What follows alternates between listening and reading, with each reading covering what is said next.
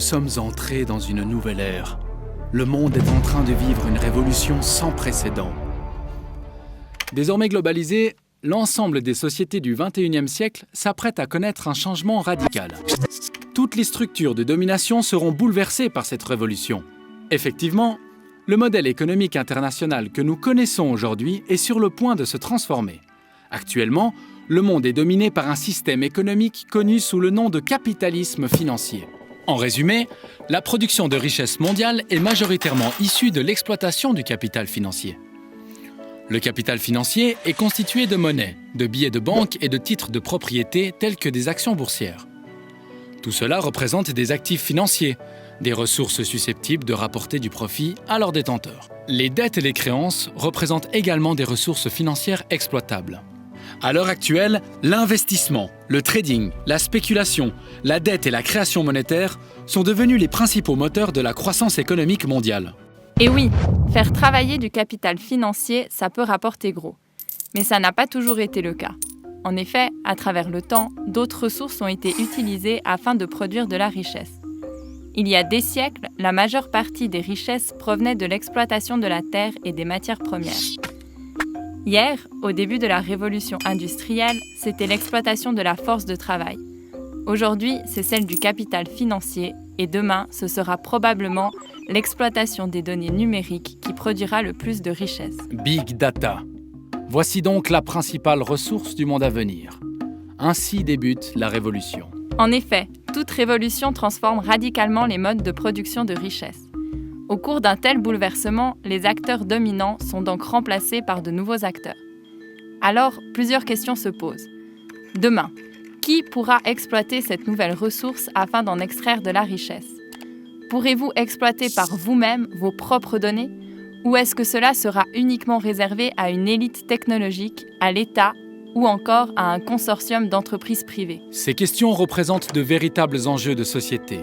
Mais quand on pense à l'avenir, on ne peut que faire des suppositions. Une chose est sûre, le pouvoir d'exploiter les données n'est pas démocratique. Les géants du numérique monopolisent ce pouvoir. Google, Apple, Amazon, Facebook, ils récoltent, utilisent et vendent vos données. Ils les exploitent pour en extraire une richesse économique. Et cette richesse n'est ni distribuée, ni partagée avec les utilisateurs. Rien d'étonnant. L'exploitation du capital financier se passe plus ou moins de la même manière. Et oui, le capitalisme financier n'a rien de démocratique. Par exemple, notre argent, notre épargne et nos cotisations ne sont pas exploités par nous-mêmes. Les richesses de la population reposent entre les mains de banques et d'institutions financières privées. Elles investissent, spéculent et émettent des crédits à notre place. Pour être plus précis, le système économique centralise l'exploitation du capital financier autour des plus grandes entreprises et des plus grandes industries du monde. Les multinationales se régalent car elles sont les seules à tirer profit de l'exploitation de nos richesses. On ne prête qu'aux riches et les pays riches sont les plus endettés. D'ailleurs, savez-vous comment l'argent est créé ? Justement à travers la dette et le crédit. Cela veut dire que la monnaie en circulation a été créée par des banques privées, par des banques centrales, mais surtout par des banques commerciales, qui peuvent se permettre d'émettre de la monnaie grâce à une opération de crédit qui prend la forme d'une simple écriture comptable. Autant dire que dans le système économique actuel, on peut créer de la monnaie à partir de rien. Concrètement, la grande majorité des monnaies en circulation repose sur un nuage de dettes. Autrement dit, la valeur de nos monnaies ne reflète pas la valeur réelle de l'économie. Par-dessus ça, d'un point de vue démocratique, le système capitaliste actuel n'est absolument pas légitime. La population n'a ni d'influence ni de contrôle dans la prise de décision des banques et des institutions financières. Les caisses de pension, les banques commerciales et même les banques centrales sont des entreprises privées. Les intérêts de ces institutions financières sont donc principalement orientés vers leur propre enrichissement personnel. Le système centralise la production de richesses autour d'un marché global dont la croissance démesurée ne profite qu'à une élite financière et industrielle.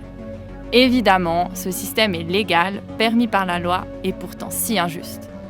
Cette injustice peut s'observer chaque année à travers l'accroissement des inégalités socio-économiques. Un seul chiffre. Les 26 personnes les plus riches du monde détiennent autant d'argent que la moitié de l'humanité. Encore cette année, la concentration de la richesse s'est accentuée. De plus en plus de pauvres et de moins en moins de riches. Et dans tout ça, le peuple n'a aucun pouvoir financier. Pourtant, rien n'est perdu, tout peut encore changer. Aujourd'hui, les cartes sont à nouveau redistribuées. Pour en savoir plus, il vous suffit de faire le bon choix. Choisis la pilule bleue et tout s'arrête. Après, tu pourras faire de beaux rêves et penser à ce que tu veux. Choisis la pilule rouge.